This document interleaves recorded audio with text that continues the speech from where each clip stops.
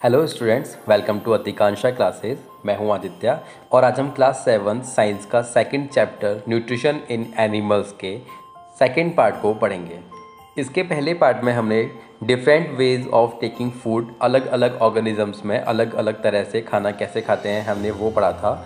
और हमने इसके बाद में ह्यूमंस अपने बॉडी के अंदर खाने को डाइजेस्ट कैसे करते हैं, उनका खाना कौन कौन से ऑर्गन से होकर बाहर निकलता है, हमने ये भी पढ़ा था। और जिसमें से हमने पहला organ the mouth and buccal cavity के बारे में जाना और इसके बाद हमने milk teeth and permanent teeth के बारे में पढ़ा। और अब आगे हम चलेंगे तो यहाँ पर हमें एक बॉक्स मिलेगा स्वीट्स एंड टूथ डिकी के बारे में, मतलब मिठाइयाँ और दांतों का ख़राब होना, इन दोनों में क्या रिलेशन है, तो वो चीज़ हम यहाँ पर पढ़ेंगे। तो चलिए इसे शुरू करते हैं। Normally bacteria are present in our mouth but they are not harmful to us. Normally bacteria हमारे मुंह के अंदर होते हैं लेकिन वो हमारे लिए हार्मफुल नहीं होते। However, if we do not clean our teeth and mouth after eating, many harmful bacteria also begin to live and grow in it. फिर भी यदि हम कुछ खाने के बाद अपने दांतों को और मुंह को अच्छे से साफ नहीं करेंगे तो बहुत सारे हार्मफुल बैक्टीरिया हमारे मुंह के अंदर ग्रो होना और वहाँ पर रहना भी शुरू कर देंगे। This bacteria break down the sugars presents from the leftover food and release acids. और ये बैक्टीरिया जो भी हमारा खाना मुंह में बचा हुआ है उस खाने से शुगर को तोड़ेंगे और एसिड रिलीज करेंगे। See chapter 5 to know what an acid is.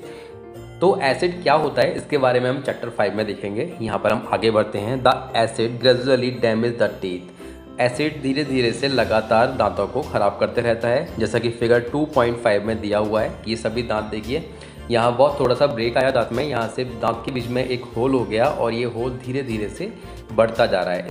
This is called tooth decay और इसी को हम दांतों का सड़ना कहते हैं। If it is not treated in time it cause severe toothache and in extreme case result in tooth loss. अगर यही चीज़ टाइम से ठीक नहीं कराई गई, टाइम से इसका ट्रीटमेंट नहीं कराया गया तो ये बहुत ज़्यादा दांतों का दर्द इससे बढ़ सकता है और एक एक्सट्रीम कंडीशन में हमें दांत को अपना खोना भी पड़ सकता है, मतलब दांत या तो ख़राब हो जाएगा या फिर हमको दांत निकलवाना पड़ जाएगा। तो ऐसी कंडीशन भी आ सकती है। Chocolates, sweets, soft drinks and other sugar products are major culprit of tooth decay. Chocolate, sweets यानी मिठाइयाँ, सॉफ्ट ड्रिंक्स सभी जानते हैं जैसे हम कोल्ड ड्रिंक्स पीते हैं, और कोई भी ऐसे प्रोडक्ट जिसमें शुगर होता है, ये दांतों के खराब होने का सबसे बड़ा कारण होते हैं।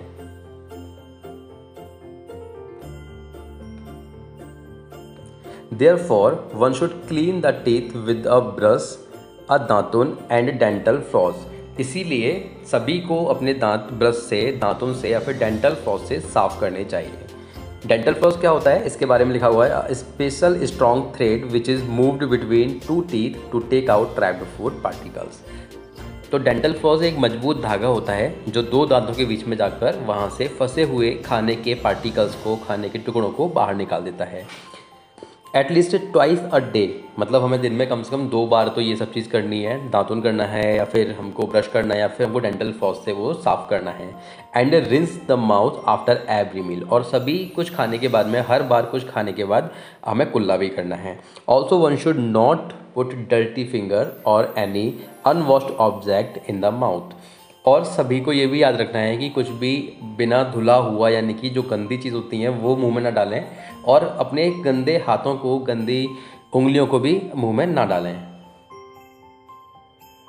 और यहाँ पर ये एक बॉक्स और है जिसमें लिखा हुआ है, sometimes when you eat in hurry, talk और laugh while eating, you make cough, get hiccups और चॉकिंग सेंसेशन। कुछ समय, कभी कभी जब आप जल्दी जल्दी खाना खाते हैं या खाते हुए बात करते हैं या फिर हंसते हैं तब आपको खांसी, हिचकी या फिर चॉकिंग सेंसेशन होता है। This happens when food particle enter the wind pipe. ये तब होता है जब खाने के टुकड़े विंड पाइप में, यानी कि सांस लेने की नली में चले जाते हैं। The wind pipe carries air from the nostril to the lungs. जो विंड पाइप होता है, सांस लेने की नली होती है, वो हवा को नोस्ट्रिल यानी अपनी नाक से होते हुए लंग्स तक लेके जाती है। It runs adjacent to the food pipe, और ये फूड पाइप के बिल्कुल साथ साथ चलती है। But inside the throat air and food share a common passage. लेकिन गले के अंदर खाना और हवा एक कॉमन रास्ते को यूज़ करते हैं, कॉमन रास्ते को शेयर करते हैं एक दूसरे के साथ में, मतलब खाना और हवा दोनों ही एक ही पाइप से होकर जाते हैं। Then how is food prevented from entering the wind pipe. अगर ऐसा है कि दोनों एक ही पाइप से होकर जाते हैं तो किस तरह से खाना विंड पाइप में होने से बचता है, किस तरह से खाना फूड पाइप में नहीं जाता। During the act of swallowing, a flap like valve close the passage of windpipe। जब हम खाना निगल रहे होते हैं तो एक वाल्व की जैसी चीज़ जो गले में होती है वो विंड पाइप के रास्ते को बंद कर देती है and guide the food into the food pipe, और खाने को फूड पाइप तक लेकर जाती है। If by chance food particle enter the wind pipe we feel choked, get hiccups और कफ। लेकिन बाय चांस अगर गलती से कभी फूड पार्टिकल खाने के टुकड़े सांस की नली में चले जाते हैं तो हमें कैसा फील होता है, हमें गला चॉक्ड फील होता है, हिकअप्स यानी हिचकी होती है या फिर हमें खांसी आ जाती है। तो इस बॉक्स में हमको बताया गया है कि जब भी हम खाना खाते हैं तो खाना हमें जल्दी जल्दी नहीं खाना चाहिए, खाना खाते समय बात या फिर हंसना भी नहीं चाहिए, जिससे आपको खाने में ये सारी प्रॉब्लम्स नहीं होंगी। और अब हम सेकंड ऑर्गन इसोफेगस के बारे में पढ़ेंगे, जिसे फूड पाइप भी कहते हैं। इसे पढ़ने से पहले यहाँ पर पहेली कुछ कह रही है, तो एक बार इसे देख लेते हैं। Paheli wants to know how food move in the opposite direction during vomiting. Paheli जानना चाहती है कि जब हमें वॉमिट होती है, किसी भी ह्यूमन को जब वॉमिट होती है तो उस टाइम पर खाना अपोजिट डायरेक्शन में मूव कैसे करता है। तो इसके बारे में हम एसोफेगस के अंदर ही पढ़ेंगे, फूड पाइप के अंदर ही पढ़ेंगे, क्योंकि फूड पाइप से होकर खाना गले के अंदर से होता हुआ पेट तक जाता है और जब वॉमिट होती है तो यहीं से खाना मुंह के रास्ते बाहर आता है। तो हम इसे पढ़ते हैं आगे। इसमें लिखा हुआ है the food pipe and oesophagus. Heading है the solid food passes into the food pipe or oesophagus. जो खाना हम निगलते हैं वो फूड पाइप के थ्रू होके पास होता है, फूड पाइप से ही पास होता है। Look at figure 2.2।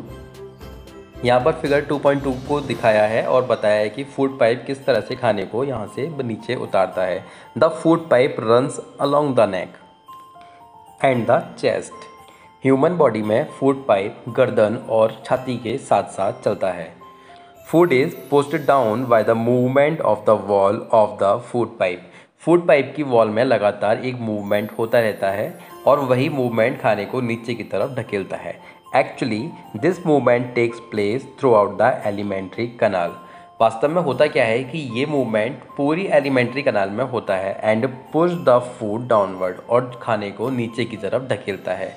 जैसा कि हमें फिगर 2.7 में दिखाया गया है, यहाँ पर ये एलिमेंट्री कनाल है और इस पूरी एलिमेंट्री कनाल के अंदर एक मूवमेंट लगातार होता रहता है जिसकी वजह से खाना नीचे की तरफ जाता रहता है। At time the food is not accepted by our stomach and is vomited out. कभी कभी हमारा पेट खाने को एक्सेप्ट नहीं करता और उल्टी हो जाती है, वॉमिट हो जाती है। Recall the instance when you vomited after eating and think of the reason for it. आप वो पल याद कीजिए जब आपको खाने के बाद में वॉमिट हुई हो और इसका कारण के बारे में सोचिए कि ऐसा क्यों हुआ। Discuss with your parents and teacher, और अपने पेरेंट्स और अपने टीचर के साथ में इसके बारे में डिस्कस कीजिए। अब एलिमेंट्री कनाल का नेक्स्ट ऑर्गन आता है the stomach. The stomach is a thick walled bag. Stomach एक मोटी दीवार वाला बैग होता है। Its shape is like flattened J. इसकी शेप कैसे होती है, एक जे की जैसे होती है, जो कैपिटल लेटर में जे बना होता है वैसी होती है। अगर हम उसे फ्लैट कर देंगे और थोड़ा सा फैला देंगे तो उसके जैसा पेट की शेप होती है। And it is the widest part of the alimentary कनाल, और ये हमारे एलिमेंट्री कनाल का सबसे बड़ा पार्ट भी होता है। It receives food from the food pipe at once and opens into the small intestine at the other. ये एक तरफ से तो फूड पाइप से खाना रिसीव करता है, खाने को लेता है, और उसका दूसरा एंड स्मॉल इंटेस्टाइन के अंदर खुलता है। मतलब क्या होता है कि खाना सबसे पहले तो हमारे बॉडी के अंदर फूड पाइप में जाएगा, फूड पाइप से होते हुए स्टमक के अंदर आएगा और स्टमक से होते हुए फिर वो स्मॉल इंटेस्टाइन में चला जाएगा।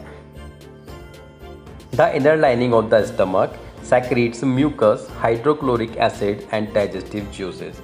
पेट के अंदर वाला भाग म्यूकस, हाइड्रोक्लोरिक एसिड और कुछ डाइजेस्टिव जूसेस रिलीज करता है। The mucus protect the lining of the stomach. Mucus पेट के अंदर की स्किन को प्रोटेक्ट करता है क्योंकि म्यूकस एक चिपचिपा पदार्थ होता है, इसलिए। The acid kills the many bacteria that enter along with the food and makes the medium in the stomach acidic and help the digestive juice to act. Hydrochloric acid पेट के अंदर बहुत सारे बैक्टीरियाज को मार देता है जो खाने के साथ पेट के अंदर पहुंच जाते हैं, और यही हाइड्रोक्लोरिक एसिड हमारे पेट के अंदर जो भी मीडियम होता है उन सभी को एसिडिक बनाता है, जिससे कि डाइजेस्टिव जूस अच्छी तरह से एक्ट कर सकें, वो अपना काम कर सकें। The digestive juices break down the protein into simpler substances. और डाइजेस्टिव जूस हमारे पेट के अंदर खाने के अंदर जो प्रोटीन होता है उसको सिंपलर सब्सटेंसेस में तोड़ देता है, जिससे कि हमारी बॉडी उन सभी का यूज़ कर सके। तो अब नेक्स्ट ऑर्गन है the small intestine. The small intestine is highly coiled and about 7.5 metre long. Small intestine बहुत ज़्यादा गुथी हुई और लगभग 7.5 मीटर लंबी होती है। It receives secretion from the liver and the pancreas.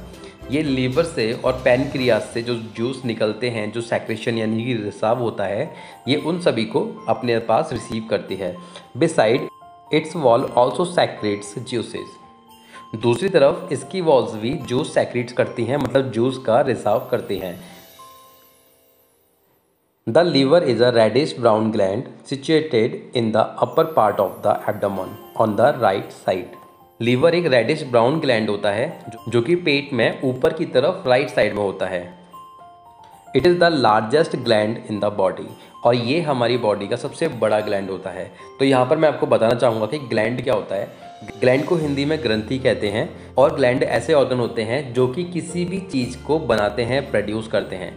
जैसे अगर हमारी आंखों से टीयर्स आते हैं, आंसू आते हैं, तो आंसू भी एक ग्लैंड होता है आँख के अंदर, वहाँ से निकलते हैं।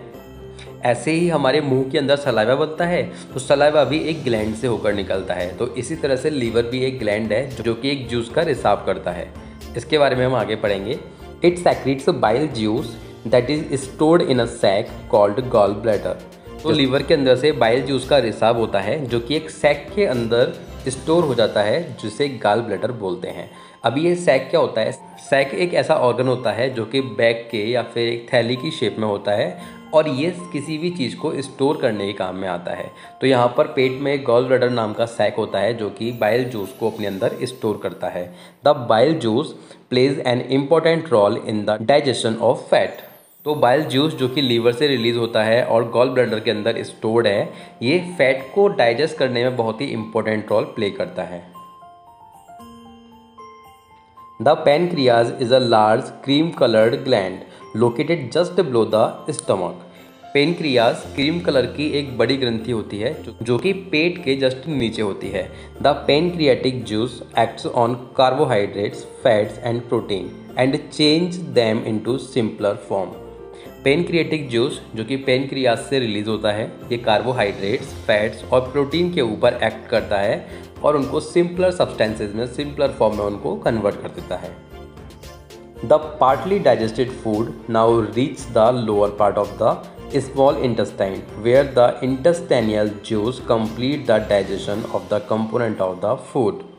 अब ये आधा पचा हुआ खाना आगे जाता है और स्मॉल इंटेस्टाइन के नीचे वाले भाग में पहुंच जाता है, जहां पर इंटेस्टाइनल जूस जो कि इंटेस्टाइन से निकलता है वो फूड के कंपोनेंट की डाइजेशन की प्रोसेस को कंप्लीट करते हैं। The carbohydrates get broken into simple sugar such as glucose. वहाँ पर कार्बोहाइड्रेट होता है वो शुगर्स में, मतलब ग्लूकोज में ब्रेक डाउन हो जाता है। Fats into fatty acids and glycerol.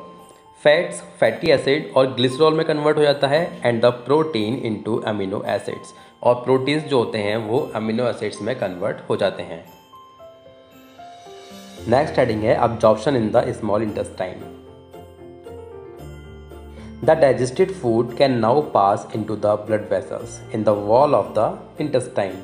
यहाँ पर जो खाना डाइजेस्ट हो चुका है अब वो ब्लड वेसल में जा सकता है, और ये ब्लड वेसल कहाँ होती हैं? ये स्मॉल इंटेस्टाइन की वॉल्स में होती हैं।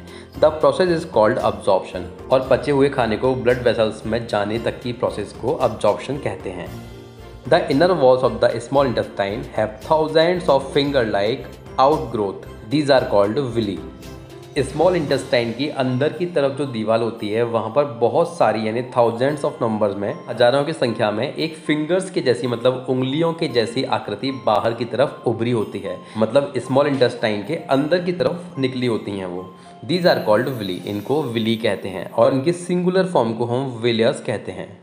You can gas what the role of villi could be in the intestine. क्या आप सोच सकते हैं कि विलीज का इंटेस्टाइन के अंदर क्या यूज़ होगा? तो इस यूज़ के बारे में हम आगे पढ़ेंगे। The villi increase the surface area for absorption of the digested food.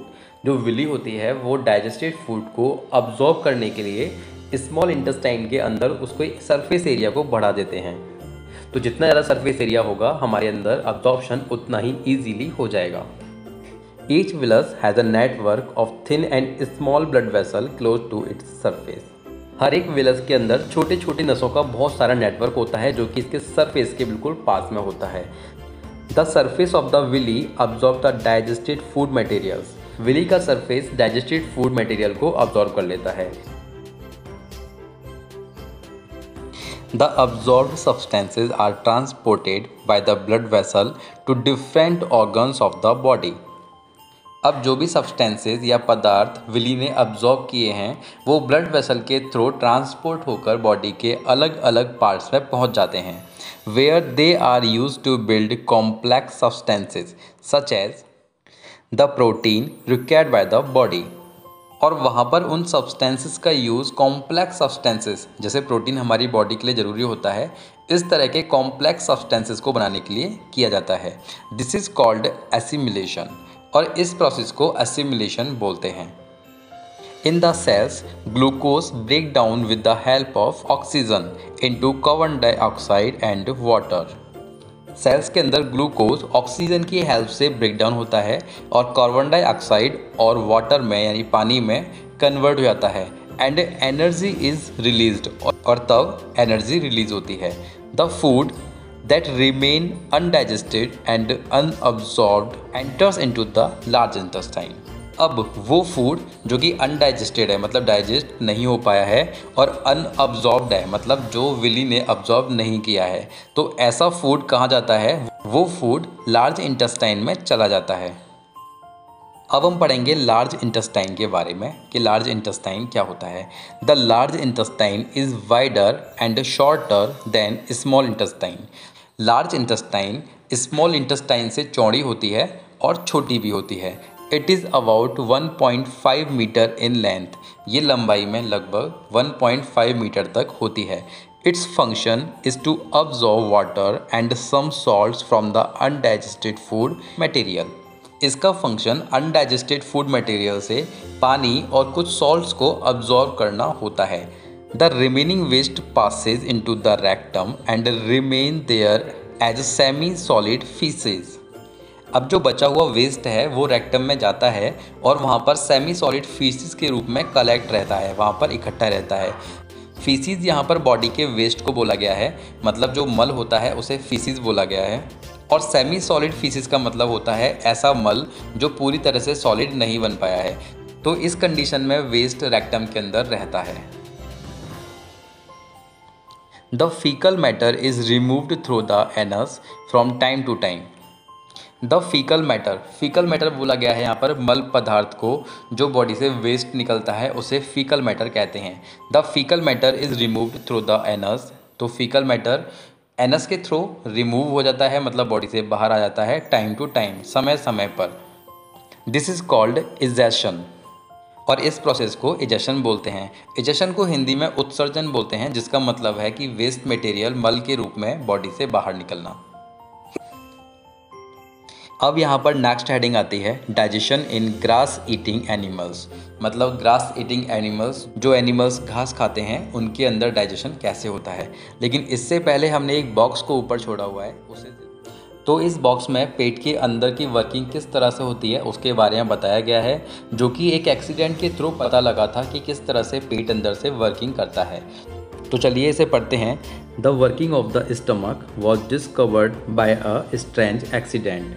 तो स्टमक के अंदर जो वर्किंग होती है, पेट के अंदर जो वर्किंग होती है, जिस तरह से खाना पचता है, वो एक एक्सीडेंट के थ्रू पता लगा था कि किस तरह से पेट हमारा वर्क करता है। इन 1822 में a man named Alexis Saint Martin was badly hit by a shotgun. तो 1822 में एक आदमी जिसका नाम इलेक्स सेंट मार्टिन था, किसी ने उसको गन से शूट किया। The bullet had seriously damaged the chest wall and made a hole in the stomach। Bullet जो बंदूक की गोली होती है उसने चेस्ट को डैमेज कर दिया था और पेट के अंदर एक होल बना दिया था, पेट के अंदर एक गड्ढा कर दिया था। He was brought to an American army doctor William Beaumont. वो आदमी जिसे गोली लगी थी वो एक अमेरिकन आर्मी डॉक्टर के पास लाया गया जिसका नाम विलियम ब्यूमॉन्ट था। The doctor save the patient, doctor ने पेशेंट को बचा लिया, but he could not close the hole properly and left it bandaged. लेकिन वो पेट के होल को प्रॉपर तरह से बंद नहीं कर पाया और उस पर बैंडेज लगाकर पट्टी बांध कर उसे वहीं पर छोड़ दिया। जैसा कि फिगर 2.8 में दिखाया गया है, तो पेट के ऊपर यहाँ पर एक होल हो रहा है।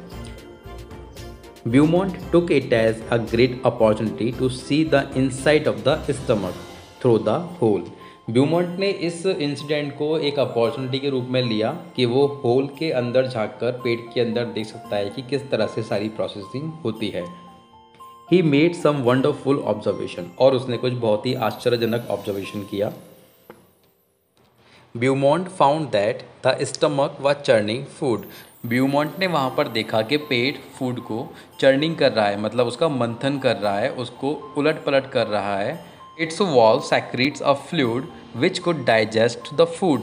इसकी वॉल यानी पेट के अंदर की दीवार एक फ्लूइड सेक्रीट कर रही है, एक जूस को बाहर निकाल रही हैं जो कि खाने को पचा सकता है। He also observed that the end of the stomach opens into the intestine only after the digestion of food inside the stomach is completed. उसने ये भी देखा कि पेट का जो एंड होता है, जो स्मॉल इंटेस्टाइन में खुलता है, वो तभी खुलता है जबकि पेट के अंदर के खाने की डाइजेशन की प्रोसेस पूरी तरह से कंप्लीट हो जाती है। इसके नेक्स्ट पेज पर ही हमको एक और बॉक्स दिया हुआ है जिसमें लिखा हुआ है डायरिया। दस्त को इंग्लिश में डायरिया बोलते हैं। डायरिया एक तरह की बीमारी होती है जो कि पेट चलने या पेट से लिक्विड पास होने की कंडीशन को कहते हैं। तो यहाँ पर क्या लिखा हुआ है, चलिए इसे पढ़ लेते हैं। Sometimes you may have experience the need to pass watery stool frequently. कभी कभी आपने ऐसा अनुभव किया होगा कि आपको बार बार वाटरी स्टूल जाने की नीड हो रही है। स्टूल मल को कहते हैं, इसे फीसीज भी कहते हैं, जिसके बारे में हमने अभी थोड़ी देर पहले पढ़ा है। तो जो वेस्ट हमारी बॉडी से बाहर निकलता है उसे मल कहते हैं। और वाटरी स्टूल का मतलब होता है पानी जैसा मल जो दस्त के टाइम पर हमारी बॉडी से बाहर निकलता है। तो कभी कभी आपने ऐसा अनुभव किया होगा, आपने एक्सपीरियंस किया होगा कि हमें बार बार वाटरी स्टूल पास करने की ज़रूरत पड़ रही है। This condition is known as diarrhoea, और इसी कंडीशन को ही डायरिया कहते हैं। It may be caused by an infection, ये इन्फेक्शन की वजह से भी हो सकता है, फूड पॉइजनिंग की वजह से भी हो सकता है, और इंडिजेशन की वजह से भी हो सकता है। फूड पॉइजनिंग अगर हम कोई सड़ा हुआ या ख़राब खाना खा लें तब भी हो सकता है, या फिर खाना ठीक से नहीं पचा हो तब भी हमें डायरिया हो सकता है। It is very common in India, ये भारत में बहुत ही ज़्यादा कॉमन है, particularly among children. Under severe condition it may be fatal, और कुछ कंडीशंस में, कुछ गंभीर परिस्थितियों में अगर हम इस पर ध्यान ना दें तो ये बहुत ज़्यादा खतरनाक भी हो सकता है। This is because of excessive loss of water and salts from the body. और ये फैटल इसलिए हो जाता है क्योंकि हमारी बॉडी से बहुत ज़्यादा मात्रा में पानी और सॉल्ट्स बाहर निकल जाते हैं जिनकी हमारी बॉडी को ज़्यादा ज़रूरत पड़ती है। Diarrhoea should not be neglected, diarrhoea को नेगलेक्ट नहीं करना चाहिए। जैसे ही कभी ऐसी प्रॉब्लम हो तो उस पर तुरंत ध्यान देकर उसका ट्रीटमेंट करना चाहिए। Even before a doctor is consulted the patient should be given plenty of boiled and cooled water with the pinch of salts and sugar dissolve in it. जबकि डॉक्टर से कंसल्ट करने से पहले ही पेशेंट को एक चुटकी भर नमक, पिंच ऑफ सॉल्ट्स का मतलब होता है चुटकी भर नमक, और शुगर यानी चीनी को पानी को उबालने के बाद ठंडा करके उसमें मिलाकर फिर देना चाहिए। This is called the oral rehydration solution. और इसी लिक्विड को, जो सॉल्यूशन हमने बनाया है सॉल्ट्स और शुगर को मिलाकर, इसी को ओरल रिहाइड्रेशन सॉल्यूशन बोलते हैं। तो इस बॉक्स में हमको डायरिया के बारे में जानकारी दी है कि इस तरह की कंडीशन से कैसे बचा जा सकता है, और अगर किसी को हो जाए तो हमें किस तरह से इसका इनिशियल ट्रीटमेंट लेना चाहिए। तो अब चलते हैं चैप्टर की हेडिंग की तरफ, डाइजेशन इन ग्रास ईटिंग एनिमल्स। ऐसे एनिमल्स जो घास खाते हैं उनके अंदर डाइजेशन कैसे होता है। Have you observed cows, buffaloes and other grass eating animals chewing continuously even when they are not eating. क्या आपने कभी गाय को, बफेलोज यानी भैंसों को, या फिर कुछ ऐसे दूसरे जानवरों को जो घास खाते हैं उनको आपने लगातार चबाते हुए देखा है जबकि वो कुछ खा भी नहीं रहे होते हैं तब। Actually they quickly swallow the grass and store it in a part of the stomach called rumen. वास्तव में होता ये है कि वो घास को जल्दी जल्दी से निगल लेते हैं और उसे अपने पेट के एक पार्ट जिसे रुमेन कहते हैं वहाँ पर उसे स्टोर कर लेते हैं। Here the food gets partially digested and is called cud. यहाँ पर खाने का कुछ आंशिक भाग यानी कि कुछ खाना यहाँ पर डाइजेस्ट हो जाता है जिसे कड कहते हैं। But later the cud return to the mouth in small lumps. लेकिन बाद में ये कड वापस से मुंह में आता है छोटे छोटे टुकड़ों में, छोटे निवालों में। जैसे हम रोटी का एक टुकड़ा खाते हैं ना, तो इस तरह से छोटे छोटे कौर के रूप में खाना वापस से मुंह में आता है। एंड द एनिमल च्यूज़ इट, और तब जानवर इसे अच्छी तरह से चबाता है। This process is called rumination. और इस प्रोसेस को, जो कर्ड पेट से वापस मुंह में आता है और फिर जानवरों से पचाता है, तो इस प्रोसेस को रूमिनेशन बोलते हैं, जिसे हिंदी में जुगाली भी कहते हैं। And these animals are called ruminant. और ऐसे एनिमल्स जो रूमिनेशन करते हैं, जुगाली करते हैं, ऐसे एनिमल्स को रूमिनेंट कहते हैं। रूमिनेंट का मतलब होता है ऐसे एनिमल्स जो जुगाली करते हैं। The grass is rich in cellulose. Grass में सेलुलोज बहुत ज़्यादा पाया जाता है। सेलुलोज क्या होता है? This is the type of carbohydrate. ये एक टाइप का कार्बोहाइड्रेट होता है। In ruminants like cattle, deer etcetera, bacteria present in rumen. ऐसे जानवर जो कि घास खाते हैं रूमिनेंट्स होते हैं, जैसे कि कैटल, डियर। ऐसे एनिमल्स में रूमेन के अंदर बैक्टीरिया प्रेजेंट होते हैं। और ये बैक्टीरिया क्या करते हैं? ये bacteria helps in digestion of cellulose. और ये बैक्टीरिया सेलुलोज के डाइजेशन में हेल्प करते हैं। Many animals including human can not digest cellulose. बहुत सारे एनिमल्स ऐसे होते हैं जिसमें से कि ह्यूमंस भी ऐसे एनिमल हैं जो कि सेलुलोज को डाइजेस्ट नहीं कर सकते।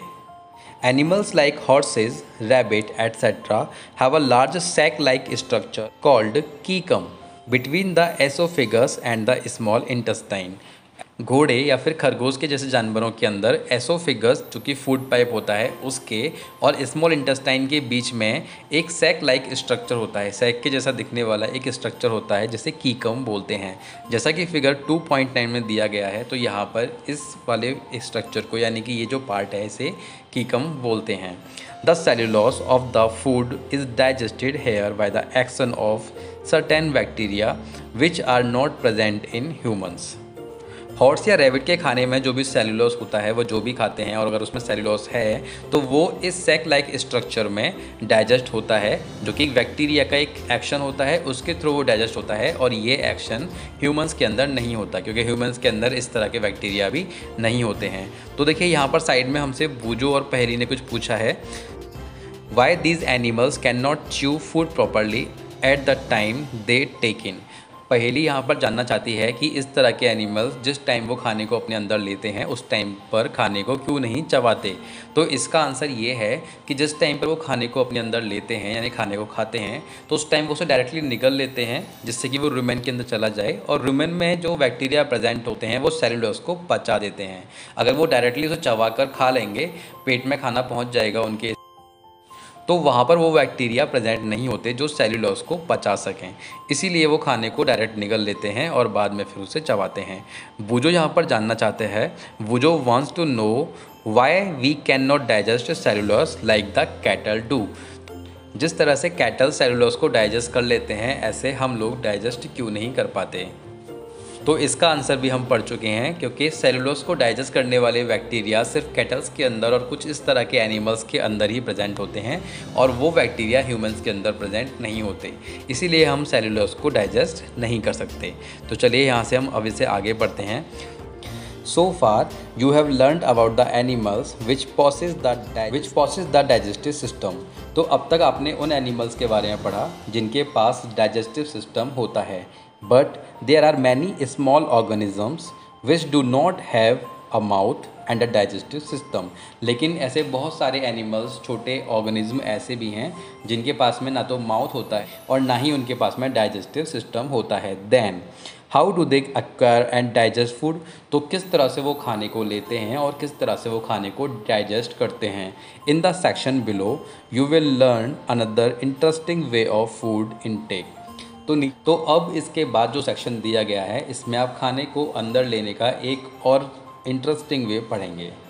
तो चलिए इसके बारे में भी जान लेते हैं। Feeding and digestion in amoeba. Amoeba के अंदर फीडिंग और डाइजेशन कैसे होता है। Amoeba is a microscopic single celled organism found in pond water. Amoeba एक माइक्रोस्कोपिक, जिसे हम माइक्रोस्कोप से देख सकते हैं, सिंगल सेल्ड मतलब एक ही सेल से बना हुआ ऑर्गेनिज्म है जो कि पॉन्ड के वाटर में या तालाब के वाटर में मिलता है। Amoeba has a cell membrane. Amoeba के अंदर एक सेल मेम्ब्रेन होता है। A rounded dense nucleus.